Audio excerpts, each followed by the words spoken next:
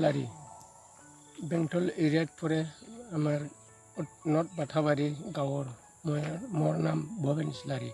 আমি আগত 2002 পৰা তামোল ৰুৱাইছিল মোৰ তামোলৰ যখন আমাৰ তামোল 115 কুইণ্টেল হয় তেতিয়া মৰিব লগা হ'ল মৰি আজি 10-12 বছৰ মাজত আজি এই বছৰত ধ্বংস তামোল মৰাৰ কাৰণে আমি উপায় নাই ইমানো পঢ়া শুনা নাজানা মানুহ বুঢ়া আগৰ দিনৰ মানুহ এনে খেতি কৰি পেলাই আমাৰ ল'ৰা মানে শিক্ষা দিবলৈ চেষ্টা কৰি আজি 62 বছৰ হ'লেও আমি এনে থকা নাই কাম কৰি পেলাই মানে আমাৰ নিজে পেট বা ঘৰৰ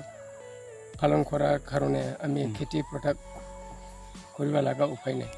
এতিয়া আপোনাৰ কি খেতি আছে আমাৰ খেতি এই বৰষুণ টাইমত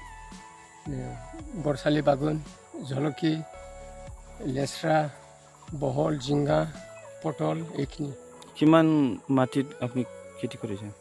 আমাৰ এই বিঘাটো 7 বিঘা আছে মানে 5 বিঘামান আমাৰ খেতি চলি আছে এই খেতি কৰাত আপুনি কাৰোবাৰ পৰা সহায় পাইছে নেকি আমি একো সহায় পোৱা নাই চৰকাৰৰ পৰা কিবা সহায় বিচাৰে নেকি ফালে মানে লাগে মানে